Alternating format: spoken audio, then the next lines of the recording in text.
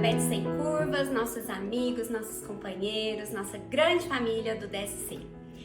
Hoje eu quero falar com vocês a respeito da dieta low carb no contexto do diabetes, tanto do diabetes do tipo 1 quanto no contexto do diabetes do tipo 2. Os carboidratos, como a gente já sabe, fazem parte de um grande conjunto de macronutrientes que vão aumentar a sua glicemia. 100% do carboidrato vai virar glicose no seu sangue e vai impactar no seu diabetes. E onde que a low carb entra nisso? Bom, vamos entender o que é low carb. Low de baixo, Seria uma dieta com baixo teor de carboidratos. Mas o que é baixo teor de carboidratos? Você sabe? Você não pode perder essas informações, porque essas informações podem fazer parte de uma grande estratégia para você controlar de vez o seu diabetes. Uma das estratégias. Lembrando que aqui no Diabetes Sem Curvas, a gente deixa você livre para escolher. A nossa missão é dar caminhos. É dar caminhos de modo que você possa, de forma individualizada, seguir o melhor caminho, São vários caminhos que chegam no mesmo ponto.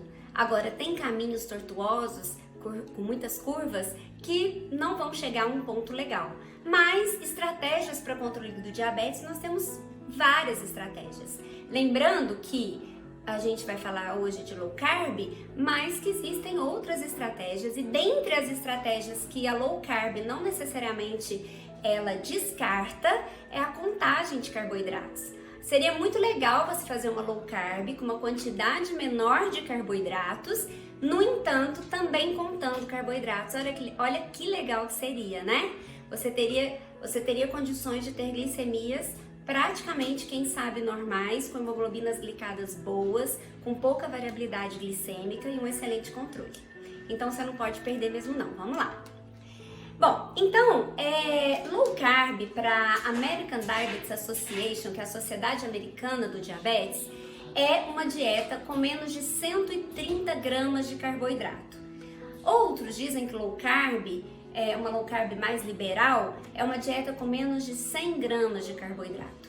E a gente tem as dietas cetogênicas, que são aquelas assim que quase não tem carboidrato, que são aquelas dietas com 20 ou menos gramas de carboidrato, no máximo até 50 gramas de carboidrato. Então, quando se fala de low carb, a gente está falando de um espectro de alimentações, estratégias alimentares com menor ou maior grau de carboidratos, no entanto, prezando pela restrição de carboidratos, pela não liberação de consumo de carboidratos de uma forma não estratégica, de uma forma muito liberal. A ADA, que é a mesma American Diabetes Association, que este ano considerou a low carb, estratégia low carb para adultos com diabetes do tipo 2, uma das melhores estratégias para controle do diabetes. Até então, a nossa culturalmente, a gente é ensinado nas faculdades e também a gente é ensinado na vida. A maioria dos médicos vão te falar, a maioria dos nutricionistas vão te falar a respeito da dieta mais tradicional, que vem sendo implementada a partir da década de 70, sendo mais consagrada na década de 80, que é a dieta high carb e low fat, ou seja, comer pouca gordura, mas muito carboidrato. Quanto de muito carboidrato? A ADA já chegou a orientar o consumo de 60% da dieta do diabético sendo de carboidratos. Hoje se indica mais ou menos isso, Entre 50% e 60%, em média 55% da dieta, tanto de uma pessoa normal quanto de uma pessoa com diabetes, que seja composta de carboidratos. Então essa quarentena, ela foi importante para muitas pessoas refletirem a respeito das suas vidas, e para mim especialmente foi muito importante para refletir a respeito destas dietas, do que nos é ensinado. E a low carb, ela veio junto com uma leva de pessoas fazendo um mau uso desse termo low carb, né? Ensinando as pessoas a usarem só gordura, a comer só bacon, a comer só ovo, e a comer muita gordura, nada de frutas. E a gente via assim meio que com o nariz torto, nós que da old school, os médicos que procuramos trabalhar com medicina baseada em evidências, a gente meio que torcia o nariz para low carb. E aí, esse sangue meu de detetive, eu tive mais tempo para sentar e comecei a me perguntar de onde que vieram essas indicações de tanto carboidrato, especialmente para as pessoas que têm diabetes. Então, se a gente for pensar, se uma pessoa tem intolerância à lactose, o médico vai tirar a lactose dele, não é? Porque se ele comer a lactose, ele vai ter dor de barriga, vai ter diarreia, vai ter mal-estar. Se a pessoa tiver intolerância ao glúten, mesma coisa, vai tirar o glúten dela. E assim por diante. Se a pessoa não metaboliza bem fenilcetonúria, vai tirar os alimentos fenilcetonúricos dessa pessoa. Então eu fiz uma pergunta, por que as pessoas que têm diabetes, elas são orientadas a comer mais da metade da sua alimentação em carboidratos? E aí eu comecei a questionar se isso faz muito sentido. Será que a gente precisa de tanto carboidrato assim para viver?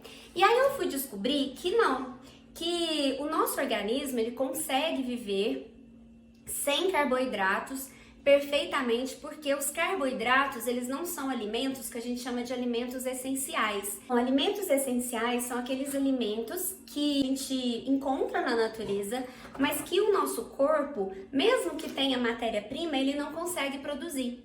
Então, o açúcar, o carboidrato, ele não é definitivamente um alimento essencial.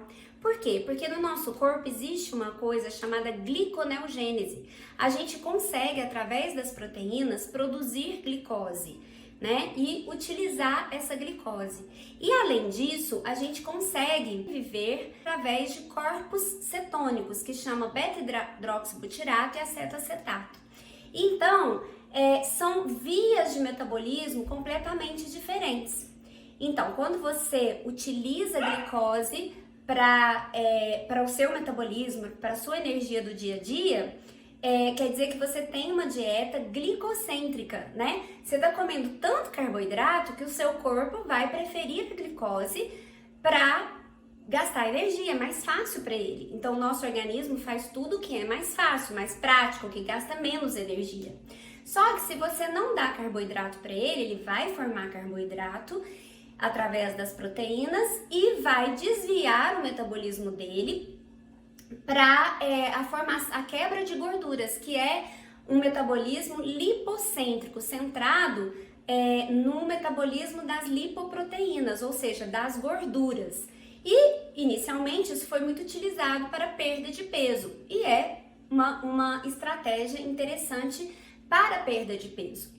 Então, a gente viu que lá, quando eu estudei lá medicina, na década de 90, a gente aprendia que o nosso cérebro, ele só utilizava glicose para viver. E hoje a gente sabe que não, que o cérebro usa também esses corpos cetônicos, ele também muda todo o metabolismo dele para a utilização de corpos cetônicos e que isso, inclusive, pode ter efeitos bons em outras doenças, em outras patologias ou condições cerebrais que não vem ao nosso caso aqui, tá bom?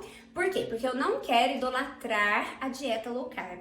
Eu só quero, nós aqui do Diabetes Sem Curvas, a gente só quer dar estratégias. E, sinceramente, é uma estratégia que eu gostei, que eu gosto, que eu achei interessante, que eu achei que faz sentido. E eu não quero deixar ninguém aqui deixar de fazer a low carb por falta de conhecimento. E ao questionar a respeito desses guidelines, eu fui lá no passado, na década de 70, onde falaram que era pra gente, começou a falar que era pra nossa dieta o máximo ser de carboidratos, porque antes da década de 70, as orientações dos mesmos órgãos, Organização Mundial de Saúde, todos os guias nutricionais, eles eram voltados para uma dieta com menos carboidrato, mais gorduras e proteínas. E, de repente, né, começou-se, então, fez-se essa revisão na Organização Mundial de Saúde e um grupo de especialistas, de experts, resolveram que a gente precisa, isso escrito no documento, que a gente precisa de 50 gramas de carboidrato para a gente não ter que formar corpos cetônicos mas que eles orientariam que a gente comesse mais em torno de 60% de carboidratos, para que a gente conseguisse através dos alimentos que têm carboidratos. E aí na cabeça deles eles estavam pensando em quê? Em frutas, em legumes, em tubérculos, em comida de verdade, né? E que a gente conseguisse através dessas comidas as fibras, as vitaminas, os sais minerais que viriam junto com o carboidrato. E aí, o que aconteceu? A partir da década de 70, 80, quando isso foi implementado, nossa população, ela tem o quê? Aumentado de peso assustadoramente, aumentado o nível de diabetes do tipo 2, a incidência e a prevalência de diabetes tipo 2. Essas doenças coincidiram, não estou dizendo que é a causa, mas coincidiram com a mudança dos critérios de recomendação alimentar, principalmente a respeito do nível de carboidratos que a gente deve ingerir. Então, eu pergunto para vocês, será que se a gente precisa de pouco carboidrato para não fazer cetose, para sobreviver sem cetose, para continuar lá usando glicose nos nossos principais órgãos, será que tendo diabetes, você precisa mesmo chegar a 200, 300, 400 gramas de carboidrato por dia? E lembrando que, juntamente com essa curva de aumento de obesidade, diabetes tipo 1, diabetes tipo 2 e várias outras doenças crônicas, vieram o aumento do consumo das comidas industrializadas, carboidratos vazios, carboidratos que é só carboidrato, que é só açúcar, que não tem a fibra, que não tem o sal mineral, que não tem a vitamina, que é o que os experts lá daquela época da década de 70 imaginaram. Eu acredito que se fosse assim, se a gente comesse mais carboidrato, mas apenas carboidratos advindos da natureza, provavelmente a nossa incidência de doenças crônicas dessas que eu falei, ela não seria tão elevada. E pra gente aqui, no contexto do diabetes, a gente tem que começar a se perguntar: o que é o diabetes? O diabetes é uma intolerância aos carboidratos. Tanto é que quando você não tem diabetes, se você tem pré-diabetes, a sua doença é intolerância à glicose. Então, se você tem diabetes, você continua sendo intolerante à glicose. Você é intolerante à glicose, né? A glicose te faz mal. E de onde que vem a glicose? Principalmente dos carboidratos, do consumo dos carboidratos. Então, será que eu utilizando uma estratégia que seja boa para mim, que não tenha sofrimento, que eu fique bem com essa estratégia, né? Que eu lide bem, será que eu não posso mudar? Será que tantas insulinas, tanta tecnologia, tantos medicamentos diferentes para diabetes, chega a ser, gente, lá no consultório, chega a ser, sim, agonizante. Por quê? Porque muitas vezes a gente quer usar a melhor tecnologia, o melhor remédio, a melhor monitorização para quem tem diabetes, mas a pessoa não tem dinheiro para gastar com essas coisas. Porque eu costumo dizer que diabetes é uma doença cara, é uma doença que não é para qualquer um, é uma doença cara, né? Não que a gente não consiga controlar com contagem de carboidratos apenas, mais uma dieta, mesmo que mais rica em carboidratos, mais controlada em qualidade, com comida normal do dia a dia, isso a gente vai ensinar também. A gente vai ensinar aqui. Mas entendem que não faz às vezes muito sentido para você continuar tendo aquela tal vida normal que a gente acaba falando, olha, você vai ter uma vida normal. Tá, mas o que é uma vida normal? Uma vida normal do homem moderno não é normal. Não pode ser normal você comer bolacha, você comer macarrão instantâneo, bolacha recheada, refrigerante exagero, suco de pozinho, suco de caixinha. Essa bomba de carboidratos, de doces que tá assim o tempo inteiro te chamando, venha me comer, venha me comer, venha me comer. Vamos começar a ter essa visão crítica e pensar: existe outro modo? Existe outro jeito? E é o que eu estava dizendo. Às vezes a pessoa não precisa ou não pode ter tanta tecnologia e gastar tanto com diabetes, né? Um medicamento dos novos para diabetes do tipo 2 não fica menos de R$ 200 por mês. Se a gente for utilizar uma dose plena, se a gente for utilizar o melhor que existe. Isso se eu utilizar um medicamento, só que esses pacientes, eles são polimedicados e muitas vezes eles são polimedicados porque eles têm pressão alta também, porque eles têm colesterol, porque eles têm triglicérides alto, porque eles têm obesidade juntos. Então, é uma polifarmácia.